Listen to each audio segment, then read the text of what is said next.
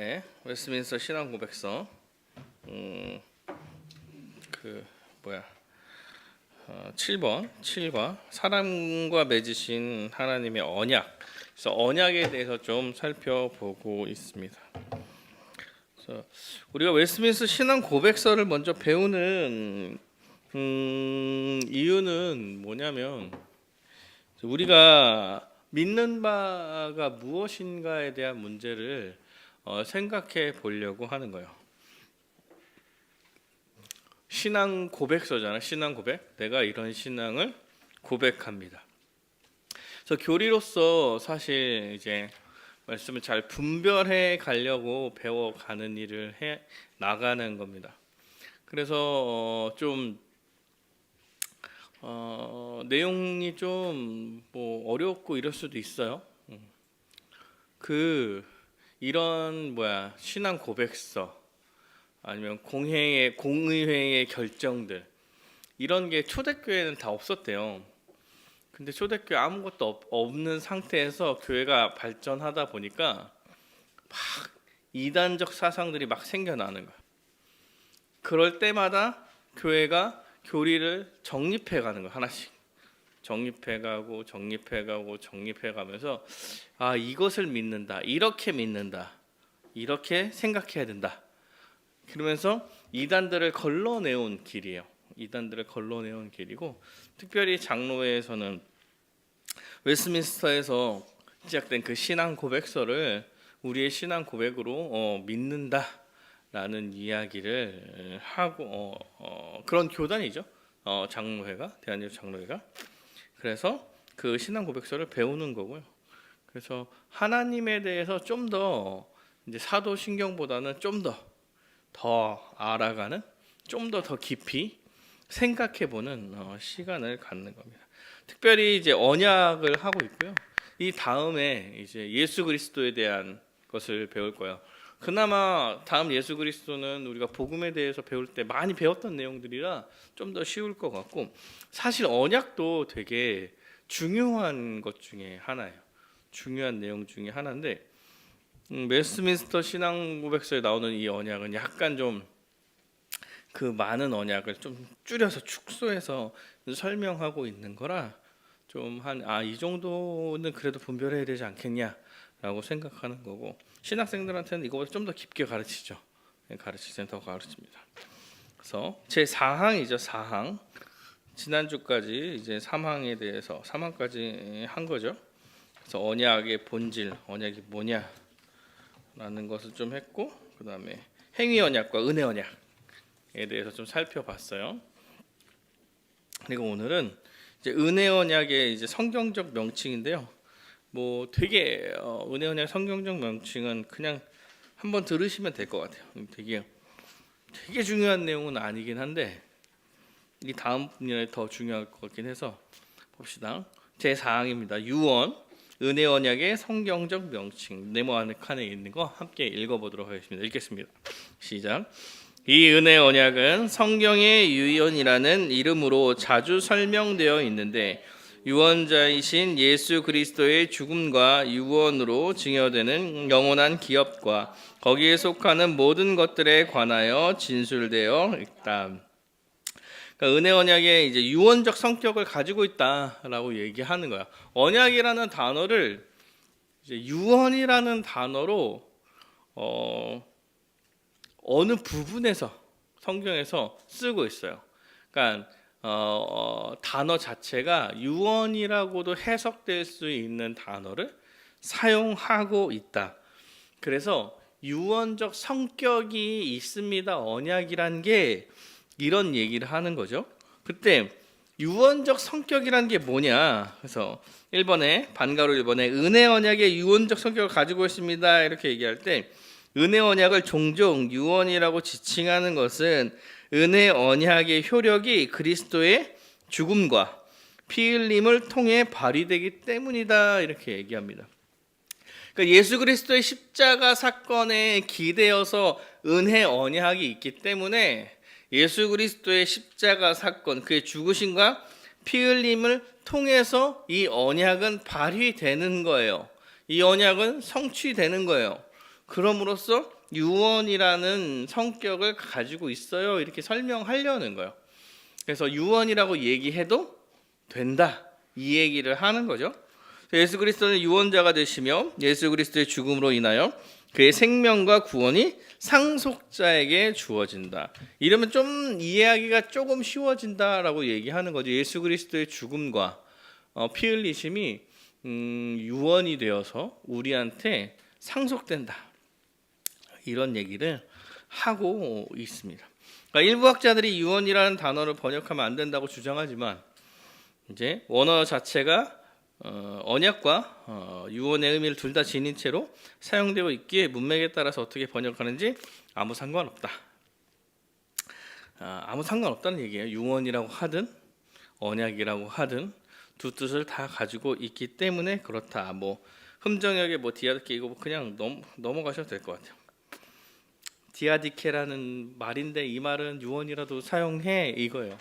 그러니까 유언이라고 사용한다라고 얘기했을 때 그 유언이라는 용어의 언어적 표현, 언어적인 이제 느낌이 그 언약에 담겨 있는 거야. 그래서 아까 말했듯이 예수님의 십자가 사건, 피 흘림을 통해 그 언약이 성취되거나 발휘되거나 이런 얘기를 하는 거죠. 뭐 72년의 번역자들이 이제 언약을 헬라어로 번역할 때 순데케 대신에 디아데케를 썼다. 디아데케라는 단어가 이제 그 유언이라는 걸 포함하고 있기 때문에 그렇다는 얘기예요. 그래서 뭐 되게 막 그 기억할 필요는 없고 다만 이거죠. 하나님의 일방적인 은혜라는 것을 더 드러내기 위해서 유언적 요소가 있습니다라는 생각을 좀 해보려고 이게 괜찮다라고 말하는 거고요. 그러니까 결국에는 예수 그리스도의 십자가 사건이 언약의 성취며 그것이 은혜야, 은혜. 우리에게 주어진 은혜야. 하나님의 일방적인 은혜야. 이렇게 말하고 싶은 거야. 그러니까 계약성이라는 게 양쪽이 지켜야 되는 건데, 유언적 의미를 갖고 있어서 하나님의 일방적 은혜의 요소가 있다는 얘기를 하는 거야. 하나님의 일방적 은혜로 이루어지는 거야. 라는 것을 더 표현하고 싶어서 이 단어를 쓴다. 이런 얘기죠. 그럼 우리가 기억할 것은 그 언약이라는 거, 약속이라는 거, 이것은 하나님의 일방적 은혜로 이루어진 것이다. 이 생각을 하면 될 것 같아요. 그래서 언약의 시행, 제5항인데 언약의 시행으로 구약 이렇게 되어 있죠. 구약이 언약이에요. 오래된 언약 이렇게 생각하면 돼. 구약은 오래된 언약, 오래된 약속 이렇게 얘기하는 거고 신약은 새로운 언약, 새로운 약속 이래서 신약이야. 그러니까 구약은 이제 오래된 약속인 거예요. 약속, 오래된 언약이야. 그러니까 구약이 뭐냐라는 것을 지금 5항에서 살펴보는 거죠. 우리 네모칸 읽어보도록 하겠습니다. 읽겠습니다. 시작. 이 언약은 율법 시대와 복음 시대에 각기 다르게 시행되었다. 율법 하에서 언약은 약속들, 예언들, 제사들,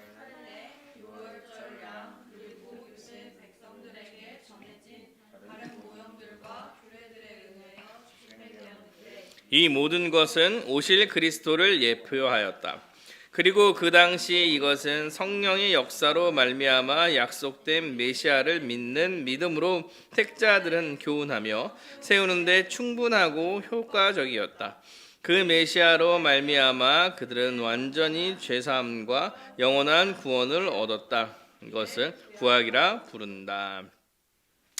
1번입니다. 언약은 율법 시대에 복음 시대에 각기 다르게 시행되었다. 그러니까 언약이 구약과 신약에 다르게 시행됐다라고 이야기하고 있는 거죠.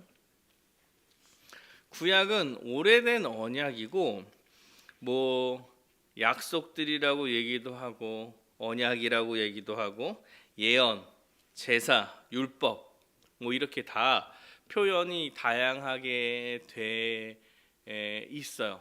그러면서 뭘 얘기를 하려고 하냐면 오실 예수 그리스도를 예표하는 거예요. 오실 예수 그리스도를 예표한다.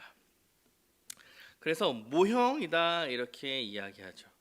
그러니까 방가로를 보면 이렇게 얘기하는 거. 율법 하에서 언약은 약속들, 예언들, 제사들, 할례, 유월절, 양, 그리고 유대 백성들에게 전해진 다른 모형들과 규례들에 의해서 시행되었다 이렇게 얘기해요. 그러니까 다 모형이에요. 다 모형. 다른 모형들과 규례들에 의해 시행된 게 구약. 그래서 모형이죠. 아직 실체가 오지 않았어요. 그래서 흔히 구약이라고 불리는 시대에는 장차 올 실체를 원형, 실체를 가리키는 여러 약속들과 예언들이 주어졌을 뿐만 아니라 그 실체를 토대로 여러 모형과 규례들이 시행되었다. 이 모든 모형과 규례들은 장차 올 실체를 가리키고 있었으므로 그 자체로 완전한 것은 아니었다. 그러니까 구약 옛날의 약속들은 다 사실 다 모형이야. 다 모형. 다 모형이라 다 실체인 예수 그리스도에 대한, 예수 그리스도를 향해 가는, 예수 그리스도를 가리키는 것들이라는 거 다. 그러니까 그 자체로 완전한 것이 없어요. 그러니까 모형적으로 보여주는 거야. 그러니까 모형적으로 이스라엘 백성들한테 그 민족에게 모형적으로 나타난 거고, 율법이 주어지고 뭐 제사법이 주어지고 뭐 이러면서 조금씩 나타나고, 약속을 맺으면서 나타나고.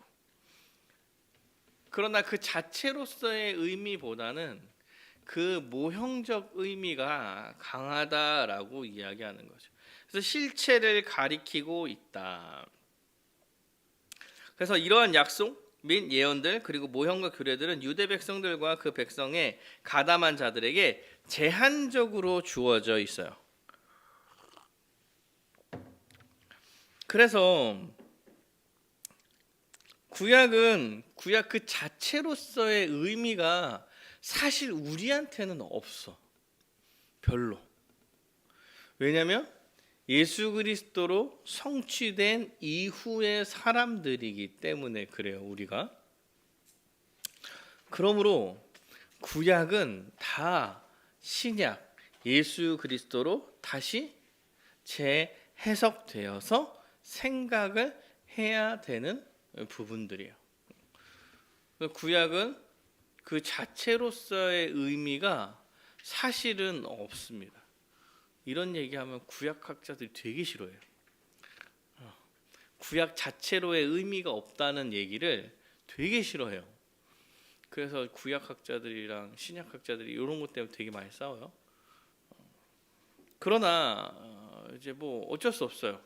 예수 그리스도로 구약이 다 성취되었기 때문에 그 구약은 예수 실제로 온 실제 원형 실체로 다시 재조명되어야 합니다. 이 모든 것은 오실 그리스도를 예표하였다. 모든 약속과 예언들과 모형과 규례들은 한 분 실체이신 예수 그리스도를 가리키고 있었다. 한 분 실체이신 예수 그리스도를 가르치고 있었습니다. 네모칸 한번 제가 읽어볼게요. 하나님께서는 아담이 타락한 직후에 여자의 후손을 약속하셨고, 하나님께서 아담이 죄를 짓고 타락한 그 순간에, 그래서 저주하시잖아요. 저주하는 그 순간에 창세기 3장 15절에 여자의 후손을 통해 뱀의 후손의 머리를 상하게 할 것이라는 복음을 약속해. 그렇게 될 거야. 약속하는 거죠. 그렇게 될 거야. 언제 되는 거야? 예수님이 십자가에 달려 돌아가실 때 되는 거예요.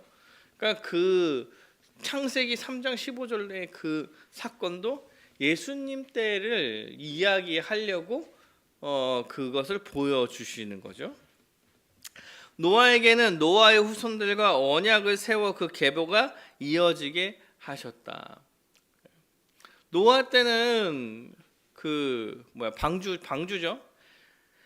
하나님의 그 아담이 타락 이후에 죄를 짓고 사람들이 계속 죄를 지면서 죄가 이 땅 가운데 아주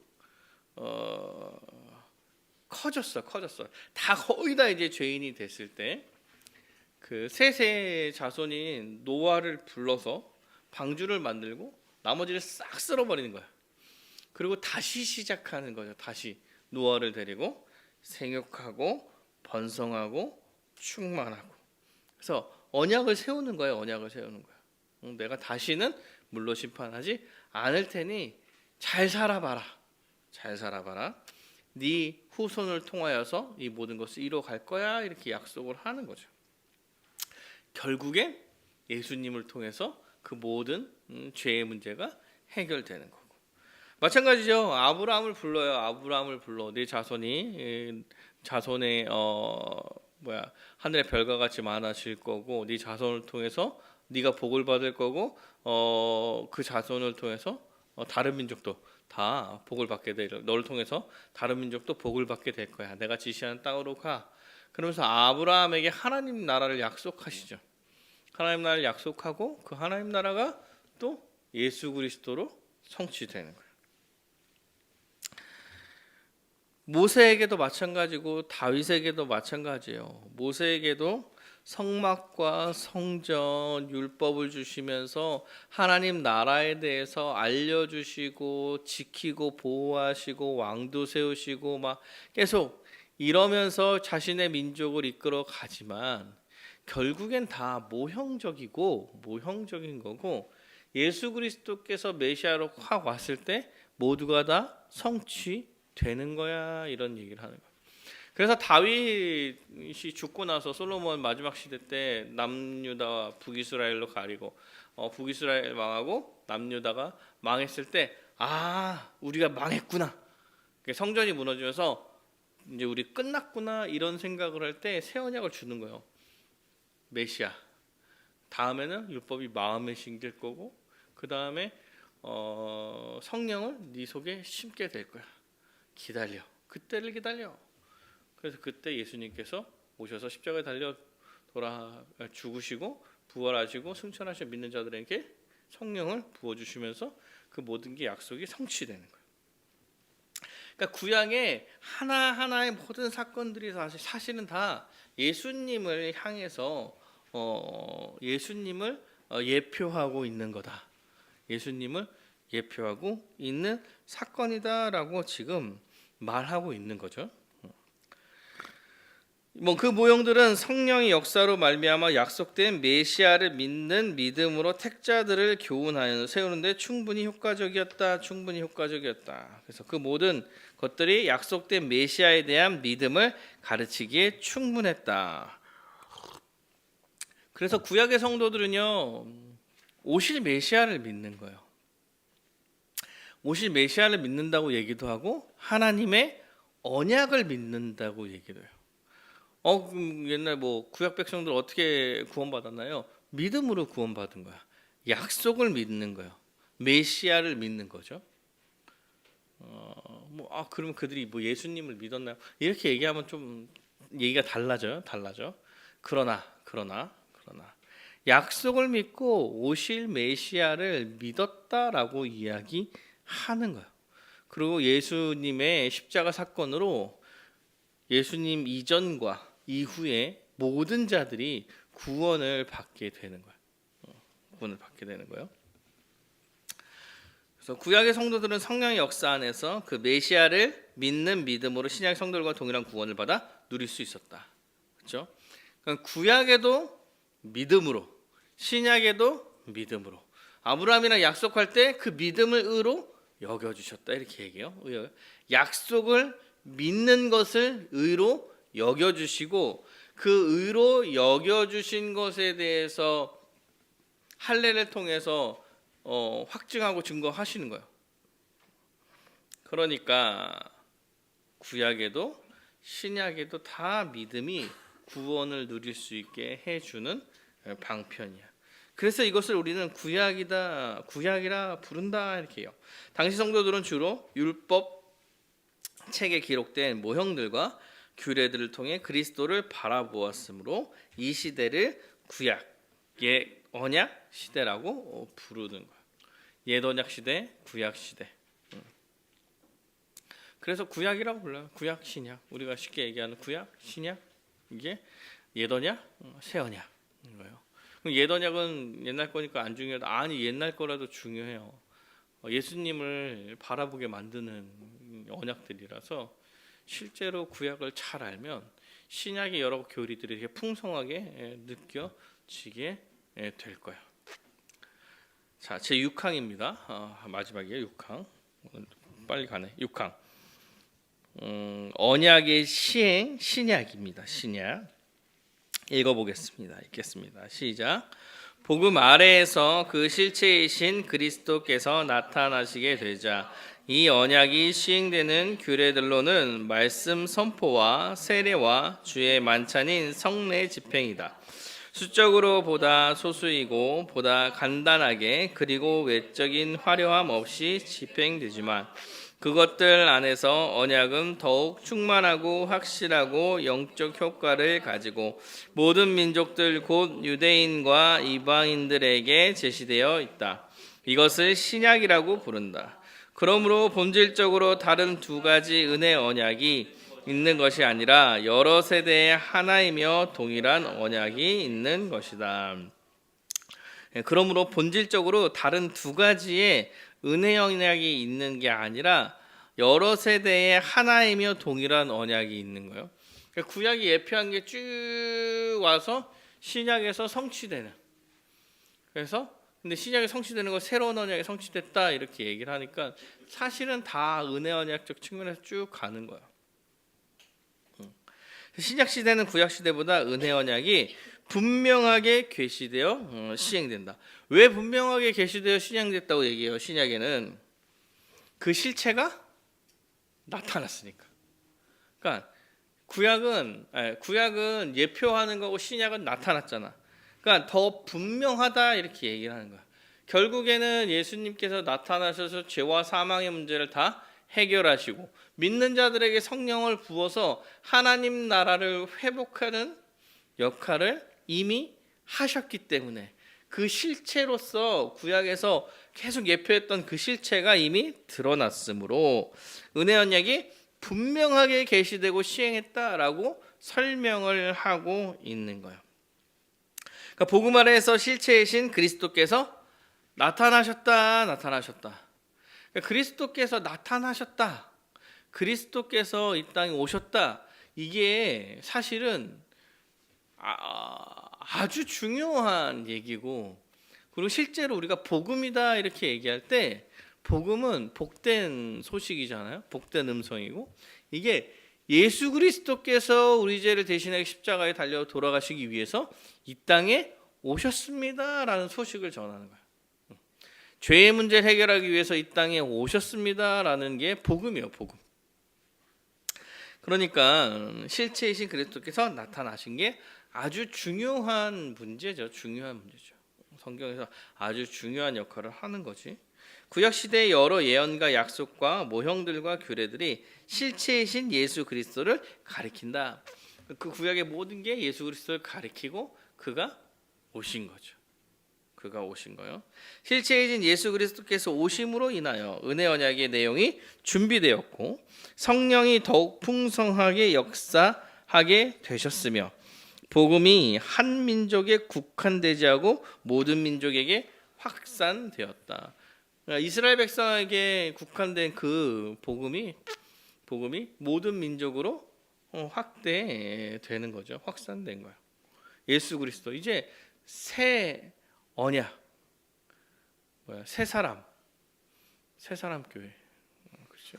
예, 한 새 사람 교회 이런 거죠. 똑같은 이게 거기서 따온 교회 이름이에요. 그래서 하나의 새로운 사람이 되는 거예요. 새로운 사람. 그래서 이제 이스라엘 백성이 아니라 예수를 믿는 자들이 성령 받아서 하나의 새로운 백성이 되는 거다. 그러니까 신약 시대의 은혜 언약은 말씀 선포와 세례와 성찬을 통해서 시행된다. 구약의 성례인 할례와 유월절, 이거는 복음 안에서 세례와 성찬으로 시행된다. 그러니까 구약의 성례인 할례와 유월절은 복음 안에서 세례와 성찬으로 이제 시행되는 거예요.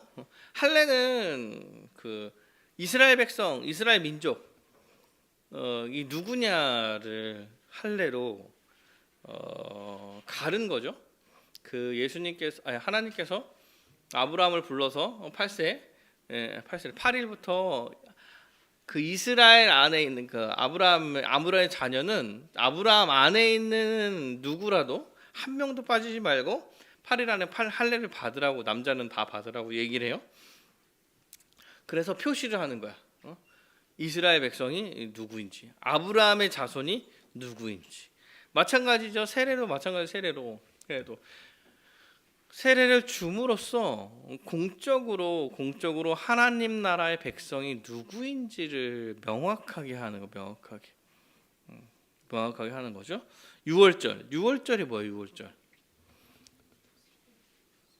출애굽할 때 10번째 재앙을 넘어가는 게 유월절이죠. 어린 양의 피를 문설주에 발라서 죽음이 넘어가는 거예요. 그래서 유월절을 주신 이유가 뭐예요? 그날을 기억해 이거잖아요. 기억해. 너희를 구원해낸 그날을 기억함으로 유월절을 지켜라. 마찬가지로 성찬은 뭐 하는 거예요? 예수 그리스도의 십자가 사건을 기억하며 그것에 참여하는 예식을 드리는 거죠. 그래서 세례와 성찬을 통해서 그 언약이 시행되고 있는 거예요. 그래서 세례와 성찬은 그리스도와 연합됨을 표시하는 중요한 표징입니다. 세례와 성찬은 중요한 표식이에요. 그래서 세례를 받아야 구원받는 거예요? 아닙니다. 그럼 세례 꼭 받아야 되나요? 예, 꼭 받아야 됩니다. 이런 느낌이요. 세례를 받는다고 구원받는 건 아니지만 세례를 꼭 받아야 되냐면 꼭 받아야 됩니다. 믿음인으로서 믿는 자임을 공적으로 선포해 가야 되는 거예요. 성찬에 참여해야 되나요? 예, 참여해야 합니다. 성찬에 참여하지 않으면 구원받지 못하는 거예요? 아니요, 그런 건 아니에요. 그래도 꼭 참여해야 합니다. 그 표징을 설명하는 말씀에 대한 선포가 없는 세례와 성찬은 그 말씀이 확실한 것으로 비준한 역할을 하지 못한다. 말씀의 선포가 아주 중요하다. 신약 시대에는 말씀의 선포로서 그 언약이 시행돼 가는 거예요. 말씀이 선포되면서. 신약 시대에는 구약 시대보다 수적으로 보다 소수이고 보다 간단한 형식으로 외적인 화려함 없이 성례가 집행되지만 실체이신 그리스도께서 오셨다는 점에서 신약의 성례와 더욱 확실한 영적인 효과를 가진다. 신약 시대는 사실 구약 시대보다 뭘 많이 하지 않아요. 맞죠? 구약은 시대 때는 뭘 많이 해야 돼. 피냄새가 진동을 했다고 그러다 매일매일 제사도 드리고 뭐도 지키고 막 해야 되니까. 근데 외적으로는 아주 어떻게 보면 되게 간단해졌어요. 신약 시대에는 세례 성찬 끝. 뭘 더 하지 않아요? 세례 성찬 끝. 그래서 그러나 이제 이 실체이신 그리스도께서 오셨다는 점에서 그리고 명령했다는 점에서 그 세례 성찬을 명령했다는 점에서 더 확실한 영적 효과를 가진다. 그래서 실체이신 그리스도께서 오심으로 성도들이 보다 직접적으로 그리스도 안에서 주어진 혜택을 누릴 수 있게 되었으므로 이 시대를 신약 시대라고 보인다. 성령을 통해서 더 직접적으로 누리게 된 거예요. 이제는 옛날에는 성령이 밖에 있었어요. 구약 시대에는 성령이 밖에 있습니다. 왔다가 갔다가 해요.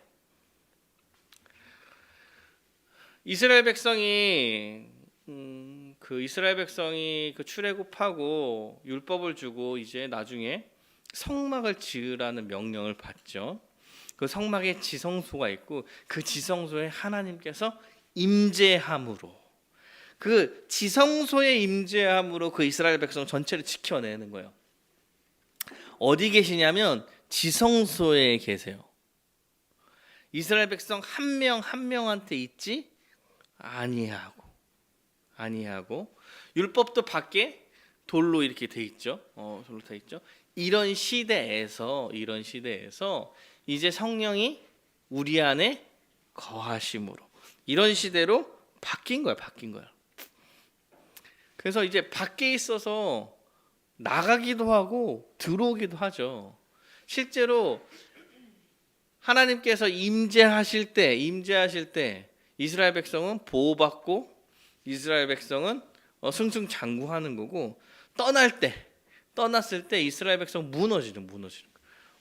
왔다 갔다 성령이 임했다 나갔다 이래요. 구약 시대 보면은 신약 시대는 예수를 믿음으로 성령이 임재하여서 그와 함께 예수로 연합하게 해주시고 그와 함께 계속 성령님께서 그 안에 거하여 계시는 거죠.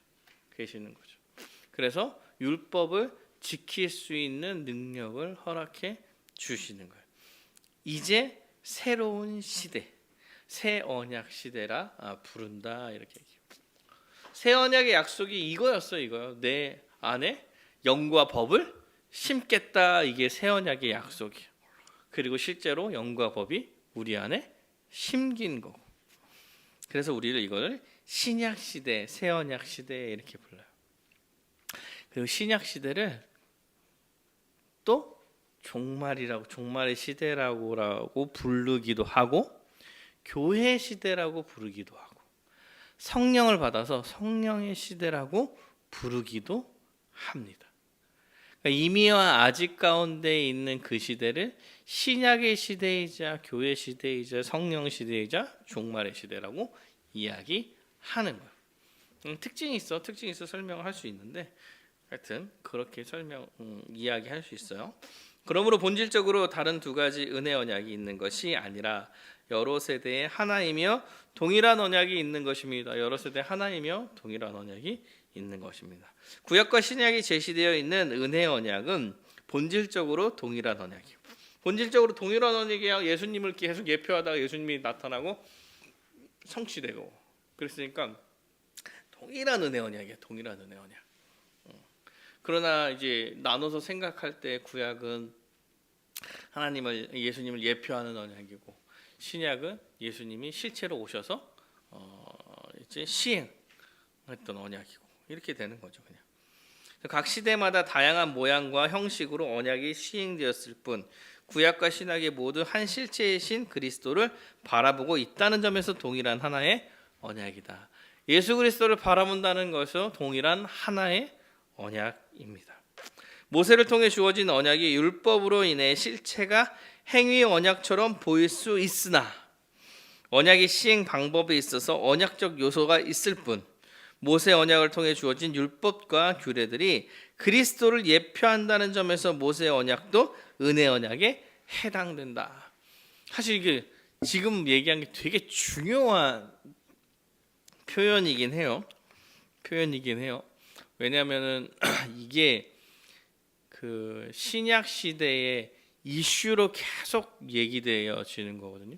율법을 지킴으로 의롭다 여김을 받냐 안 받냐 이게 모세가 언약을 받으면서 율법을 받으면서 시작된 건데 모세가 율법을 받을 때 지키면 너네들 내 백성이야 이렇게 해서 율법을 받은 건데 그래서 구약 시대 율법을 잘 안 지켰을 때 이스라엘 백성이 막 망해. 율법을 잘 지키면 또 잘 돼. 그래서 율법을 지켜야 구원받는구나 이렇게 생각했지만 사실은 그런 게 아니었어. 이미 구원에서 선택한 백성을 하나님께서 이끌어 가시는 거였어. 그래서 결국엔 예수님 오셔서 그 아브라함과 한 약속을 이뤄내잖아. 모든 민족이 대상이 돼서 믿음으로 의롭다 여김을 받는 거잖아. 그거 예표야. 그러니까 약간 구약 시대를 구약 성경을 볼 때 그게 마치 행위 언약처럼 보여. 내가 이만큼 해야 하나님께서 이만큼 해주시는 약간 행위 언약처럼 보이나 결국에는 다 한 라인인 은혜 언약 안에 있는 거야. 이런 설명을 지금 하고 있는 거야. 결국엔 다 은혜야, 다 은혜. 아담이 선악과 먹은 거 있죠. 그것 빼고 다 은혜야. 다 은혜. 그것 빼고 다 은혜 언약이야. 다 은혜 언약. 나 날아가는 줄 알았어. 그것 빼고 다 은혜 언약이에요. 그러니까 아담이 선악과는 안 먹으면은 생명나무 먹어서 하나님 나라가 완성되는 측면의 모습을 보이는 거고, 먹으면 죄를 짓는 거였어. 그러니까 죄를 질 수도 있고 안 질 수도 있는, 이런 거는 행위 언약이죠. 안 했으면은 복을 받았을 거고, 했으면은 이제 죄인이 되는 이런 상태에서 함으로써 죄인이 된 거죠. 그러니까 행위 언약이라고 얘기하고, 이 이후에 여호와 하나님께서 창세기 3장 15절부터 구원하시기를 약속하신 이 순간부터는 다 은혜야, 다 은혜. 다 은혜 언약에 있습니다. 다만 구약의 몇 가지들이 마치 행위 언약처럼 보이는 것뿐이에요. 보이는 것뿐이에요. 그래서 율법이 복잡하죠. 율법이 그러면 안 지켜도 되는 거 아니에요? 이렇게 얘기할 때 그렇지 않은 거야. 아는 측면이 있어요. 그래서 우리가 지금 십계명 배우고 있는 거잖아요. 십계명을 지켜야 돼. 왜? 의로움의 기준이라고 주신 거기 때문에 이미 하나님 나라에 들어간 백성은 아마 그 기준에 따라서 살려고 힘써 노력해가는 게 마땅한 삶일 거야. 그러니까 알아야 돼요. 근데 그걸 지킨다고 또 의롭게 되는 건 아니야. 뭐 이런 약간 여러 가지 것들을 생각해야죠. 여러분, 이러한 개념과 이러한 이제 기준을 가지는 게 이단적 사상으로부터 여러분을 보호하는 거예요. 그러니까 조금씩 막 나도 모르게 잘 살아야 구원받는다, 이런 것들이 막 들어올 때 율법을 지키면 의롭게 되는 거네 라는 사상이 조금씩 들어오는 거거든. 그렇지 않아. 우리 믿음으로 의롭게 되는 거야. 그래서 회개하고 다시 돌아가면 되지, 이런 생각을 갖는 거죠. 그럼 마음대로 살아야지. 그럼 이제 또 구원파적 믿음으로 가는 거야. 아니야, 그럴 수 없어. 그래서 교리를 명확하게 아는 게 이단적 사상으로부터 우리를 지켜내는 측면인 거예요. 그래서 교리를 좀 알아야 된다 얘기를 하는 거죠. 이런 측면에서 은혜 언약과 행위 언약은 되게 중요한 문제로 우리한테 적용될 거예요. 그래서 막 유명한 신학자들이 한국의 믿음, 교회를 비판할 때 무슨 비판을 하냐면, 믿으면 땡이라고 생각하는 구원파적 믿음을 가지고 있다, 이렇게 얘기해요. 그럼 구원파적 믿음이 뭔지도 모르고 구원파적 믿음을 갖고 있다니까 무슨 그게 뭐냐 뭐 이렇게 생각하는 거잖아. 근데 구원파적 믿음을 갖고 있다 이렇게 얘기하는 게 뭐냐면, 믿으면 구원받았으니 이제 마음대로 살아도 된다라고 얘기하는 식의 설명들, 이런 게 구원파적 믿음이에요. 왜냐하면 구원파는요, 어느 시점에서 딱 하나님 믿는 그 순간에 하나님께서 죄를 사해 주시잖아. 그래서 그때부터 죄를 안 져. 죄를 짓잖아요. 죄가 아니야. 죄가 아닌 게 되는 거야. 무슨 얘기인지 알겠어? 그 순간부터 나는 이제 죄와는 멀어진 사람이야. 누구 때렸는데 그때부터는 죄진 게 아니야. 이런 거야, 그런 거. 근데 이런 식의 믿음으로 우리가 산다는 거야. 마음대로 살아도 되지 않나? 이런 게 그래서 구원파적 믿음과 비슷하다 이렇게 얘기를 하는 거예요, 실제로. 이런 거를 분별해 가는 거죠. 그렇다고 우리가 행위 구원은 아니잖아. 행함으로 구원받는다고 생각하지는 않잖아. 그러니까 이 균형감이 있는 거죠. 균형감이. 믿음으로 의롭다 여김 받아서 예수와 연합해서 마땅히 예수를 따라가는 삶을 살아갑니다. 이 얘기가 어떠한 얘기인지 이해가 돼야 돼. 그렇죠? 얼굴 표정이 이해가 된 것 같지는 않지만 이 말이 이해가 돼야 된다. 예. 신약과 구약의 차이점은 언약의 시행 방법에 있어서 그리스도께서 오셔서 직접 언약을 시행하셨는지에 대한 여부의 긍정과 부정일 뿐이다. 행위 언약과 은혜 언약이라는 두 구분되는 언약조차도 영원 전에 삼위 하나님께서 맺으신 구속 협약에 기원한다. 옛날에 영원 전부터 삼위 하나님께서 우리를 구원하시기 위한 계획을 세우신 거예요. 내재적 용어를 까먹었어. 내재적 연합, 아니 내재적 삼위 하나님의 내재적, 다음에 알려줄게요. 내재적 사역이라고 얘기하는 것 같아요. 내재적 사역. 그래서 영원 전부터 삼위 하나님께서 구원하실 계획을 세우시는 거예요.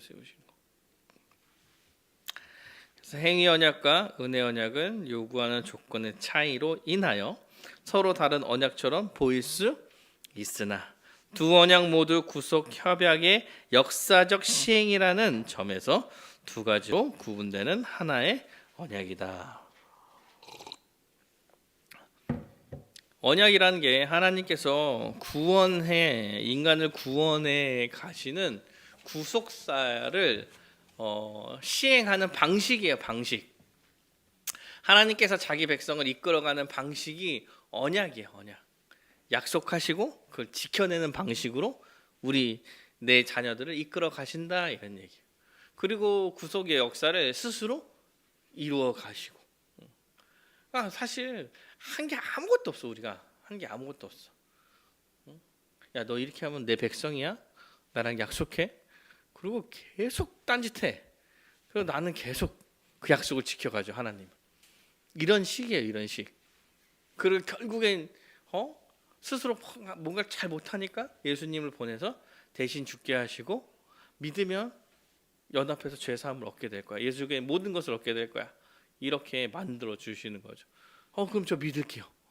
그래서 예수를 믿음으로 성령 받아서 예수 안에서 모든 것을 이루는 거죠. 예수 안에 들어간 자들은 은혜를 받았으니까 예수를 따라서 살아가려고 힘쓰는 거고.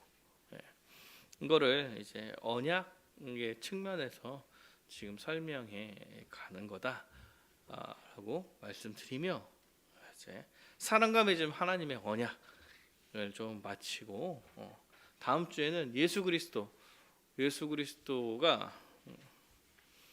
한 40페이지 정도 해. 그래서 한 4주 정도 해야 되더라고. 4주? 거기래. 예수님이 내용이 많은 거지. 아주 중요하지. 실체잖아. 언약적 측면에서는 실체. 중요한 거고, 사실 여러분이 배웠던 복음의 아주 핵심적인 내용들이 다 거기에 들어가 있는 내용들입니다. 그래서 다시 한번 생각해 볼 수 있는 좋은 시간이 아닌가 생각됩니다.